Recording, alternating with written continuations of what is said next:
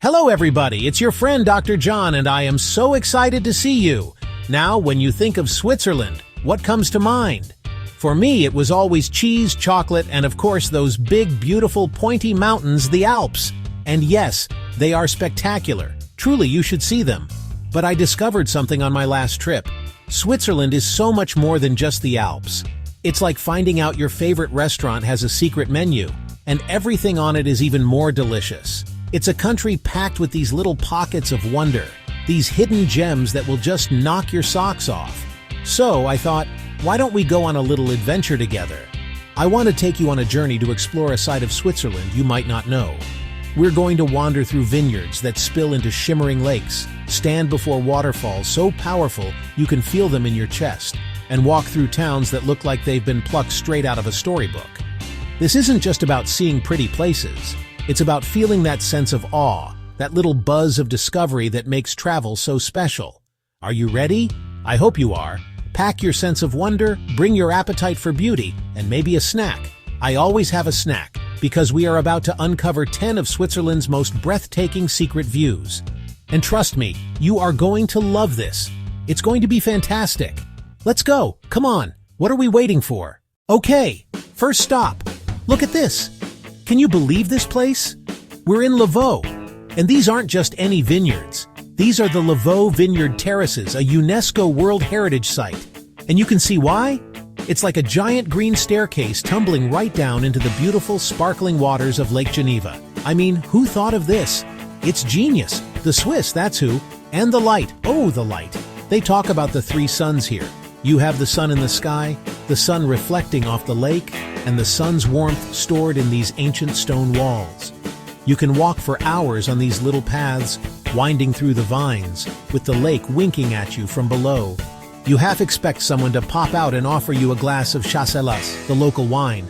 It's just so unbelievably charming and peaceful. Honestly, this is a place for everyone. If you love wine, fantastic, you're in heaven. If you're a photographer, forget about it, you'll never leave. But even if you just love a good walk with a view that makes you feel small in the best possible way, this is it. It's a reminder that beauty can be cultivated, that humans and nature can create something truly spectacular together. All right, from the warm glow of the vineyards, we're heading up. Not too far up, but just enough to find this. Welcome to Eschenense. Now, I know what you're thinking. Dr. John, that looks like the bluest water I have ever seen. And you're right. It's this incredible, almost unreal turquoise color. It's a glacial lake, fed by the meltwater from the surrounding peaks, which gives it this spectacular hue. It's like someone spilled a giant bottle of blue curacao into the mountains. It's just breathtaking. Look around us. We're nestled in this perfect bowl, surrounded by these massive, dramatic cliffs that shoot straight up into the sky. And in the summer, the meadows all around the lake are just carpeted with wildflowers. It's almost too perfect, you know? It's like a scene from a movie about Switzerland. You can hike around the lake, rent a little rowboat, and just float in the middle of all this majesty. Or find a nice spot for a picnic. There's a quietness here, a serenity that's hard to describe. You hear the distant clang of a cowbell, the gentle lapping of the water against the shore, and that's about it.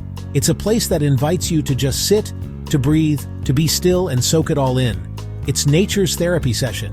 It's so peaceful, so perfect, it almost feels like a secret the mountains are keeping. And today they're sharing it with us. How lucky are we?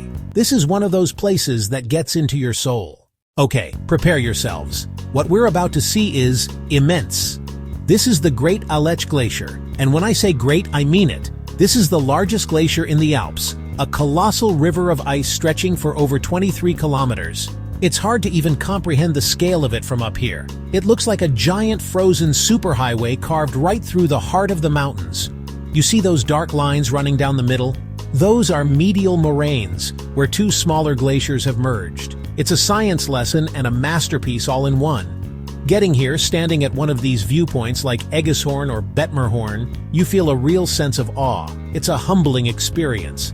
This glacier has been here for thousands of years, slowly, powerfully shaping the very land around us. You can almost feel the immense weight and pressure of all that ice. It's ancient, it's powerful, and it's a stark, beautiful reminder of the forces of nature that are so much bigger than we are. It makes you feel very, very small, but in a good way, like you're a tiny part of something epic. It's also a little bittersweet, isn't it? We know that glaciers like this are retreating, they're fragile. Seeing it in person really brings that home. It makes you appreciate its beauty even more, to see it now, to witness this incredible natural wonder. It's a view that's not just stunningly beautiful but also profoundly moving. It's a testament to the planet's history and a call to protect its future. All that from one viewpoint. It's more than just a view. It's an experience. A really, really big one. Are you ready for a little drama? Because that's what we're getting at our next stop. This is Creux Devon. And wow, just wow! It's a natural rock amphitheater, a perfect, massive semicircle of sheer limestone cliffs. They say it was carved by water and ice over millennia, and you can believe it. The scale is just staggering. The cliffs drop down over 160 meters. That's more than 500 feet, straight down. It feels like you've stumbled upon a secret meeting place for giants. Standing here on the edge, you get this incredible, dizzying feeling of exhilaration. The wind whips around you, and the view over the Jura Mountains and the valley below just stretches on forever. It's wild, it's raw, and it's completely breathtaking. You might even spot some ibex, the local mountain goats, just casually hanging out on the cliffs like it's no big deal. They're the real daredevils here. It's such an unexpected sight in the rolling hills of the Jura. You're driving along, everything is green and lovely, and then bam! The earth just opens up into this magnificent, powerful formation. It's a geological wonder that feels more like something you'd find in the American West. But here it is, a Swiss secret. It's a place that reminds you that nature is the greatest artist and architect there is. I mean, who could design this? It's perfect, a natural coliseum, incredible. After all that high-altitude drama, I think it's time for something a little more serene, a little more classic. And there is nothing more classic, more quintessentially Swiss, than Lake Lucerne. Look at this water. It's a beautiful, deep blue, and it snakes its way through the mountains, creating all these little arms and bays. It's not just one big circle, it's a lake with personality, with twists and turns, each one revealing a new, more beautiful view than the last. It's why they call it the Lake of the Four Cantons. It touches 4 different regions. And what's the best way to see a lake with this much character? You get on a boat, but not just any boat. We're talking about these beautiful, historic paddle steamers. They've been chugging along these waters for over 100 years. You can hear the rhythmic churn of the paddles, feel the gentle breeze, and just glide past these charming little towns that dot the shoreline. Each one looks like a perfect little painting, with its church steeple and colorful houses. It's the most civilized adventure you can have. It's a place that feels both grand and intimate at the same time. You have the epic mountains like Pilatus and Rigi rising up from the shores, but you also have the simple pleasure of watching the swans or seeing the Swiss flag fluttering from a lakeside chalet. It's the heart of Switzerland in many ways. It connects everything. It's historic, it's beautiful, and it's just so wonderfully peaceful. A ride on this lake is like a balm for the soul. Okay, I hope you brought a poncho because things are about to get a little misty. We are at the Rhine Falls, and friends, this is pure power. This is Europe's largest waterfall by volume. And you don't just see it, you feel it. You hear the roar before you even get here. This deep, rumbling thunder that gets louder and louder, and then you see it. This massive, wide curtain of water just crashing and churning over the rocks. It's not the tallest waterfall you'll ever see, but the sheer force of it is absolutely mesmerizing. You can get so close to the action here, which is what I love. You can take a boat out to the central rock, right in the middle of the falls, and climb up to a platform where the water is just thundering down on all sides of you. The spray is everywhere, the noise is deafening, and it is absolutely thrilling. You feel so alive. And if you're lucky, when the sun hits the mist just right, you get these beautiful shimmering rainbows dancing above the chaos. It's a beautiful, beautiful mess. This isn't a quiet, contemplative view. This is a view that grabs you and shakes you. It's a display of nature's raw, untamable energy. It's been a tourist attraction for centuries. Famous artists have painted it, writers have written about it, and you can see why. It's a spectacle. It's a force of nature that demands your attention and fills you with a sense of energy and excitement. It's the perfect jolt of adrenaline on our Swiss adventure. I love it. If our last stop was about the power of one big waterfall, this next one is about the magic of, well, 72 of them. Welcome to the Lauterbrunnen Valley. And if this doesn't look like a real-life fairy tale, I don't know what does. The name itself means many fountains, and they are not kidding. You have these sheer cliffs rising up on either side of a lush green valley floor, and everywhere you look, you see these delicate ribbons of water tumbling down the rock faces. The most famous is Staubeck Falls, which seems to turn to dust before it even hits the ground. Walking or biking through this valley is like stepping into another world. You have these classic Swiss chalets with flowers pouring out of their window boxes, cows grazing peacefully in the meadows with their bells clanging a gentle, wandering tune. It's almost too perfect, you know? It's the kind of place that inspired J.R.R. Tolkien to create Rivendell in The Lord of the Rings, and you can absolutely see why. It has that enchanted, otherworldly feel. It's so green, so lush, so alive with the sound of water and life. It's impossible not to be happy here. It's a valley that just fills you with a sense of peace and wonder. Every turn in the path reveals a new waterfall, a more charming house, a more perfect view. It's the Switzerland of your dreams, the image you see on the front of a chocolate box, but it's real. It's a reminder that sometimes the most beautiful places are the ones that are gentle, charming, and full of life. This valley is pure, unadulterated joy, a symphony of waterfalls.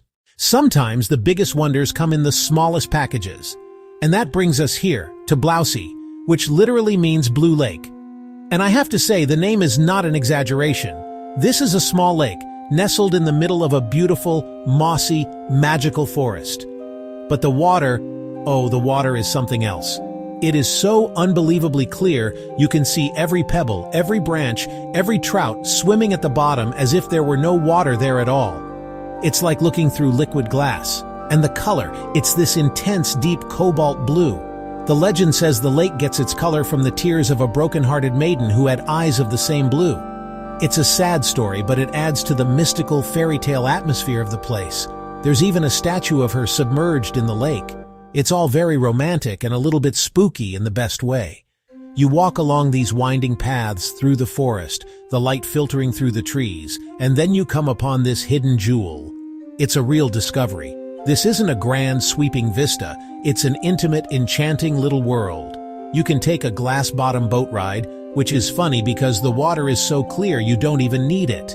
It's a place for a quiet stroll, for a moment of reflection. It feels ancient, secret, and preserved. It's proof that you don't need giant mountains or thundering waterfalls to take your breath away. Sometimes, all you need is a little pocket of perfect, crystal-clear blue in the middle of a forest. It's magical. You might not think of a city as a view, but believe me, when it comes to Bern, you'd be missing out. We are in the capital of Switzerland, and its old town is another UNESCO World Heritage Site, and it is a gem. It's this beautiful loop of medieval architecture, perfectly preserved, nestled inside a sharp bend of the Aare River. The water is this milky turquoise green, and it wraps around the city like a protective hug. The best place to see it all? From up here, in the Rosengarten, the Rose Garden. From this vantage point, you get the most incredible panoramic view. You see the whole sweep of the old town, with its uniform sandstone buildings and red-tiled roofs, all punctuated by the towering spire of the Bernminster, the cathedral. It's a view that's both historic and alive. You can see the famous Zittglogge clock tower, the bridges spanning the river, and people just going about their day in a city that has looked this way for hundreds of years. It's a beautiful tapestry of history, but it's not just a museum piece. You can walk down those cobblestone streets under the 6 kilometers of covered arcades, the Lauben, and discover little shops, cafes, and fountains. It's a city that's incredibly charming and walkable. It has a relaxed, easygoing vibe that I just love. It's a capital city that doesn't shout, it smiles. And this view from the Rose Garden, especially when the roses are in bloom, is the city's best smile. It's a perfect urban landscape. Okay, I know, I said no Alps in the title. But I had to make one exception, because you simply cannot talk about breathtaking Swiss views without mentioning this one, The king, the icon, the Matterhorn.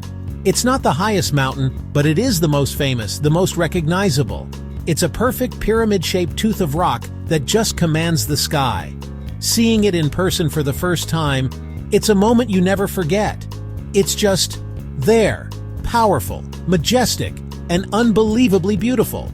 And the best place to admire it from is the charming village of Zermatt, nestled right at its base. What's special about Zermatt? No cars? Well, no combustion engine cars.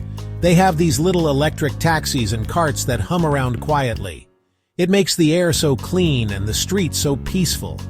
You can just wander through the village with its old wooden chalets and modern hotels, and everywhere you look, there it is, the Matterhorn, peeking out between buildings, towering at the end of a street. It's the village's constant, magnificent companion. Whether you see it at sunrise when the first light hits the tip, creating the alpenglow, or at sunset, or even on a clear night with the stars behind it, the Matterhorn is always a spectacle.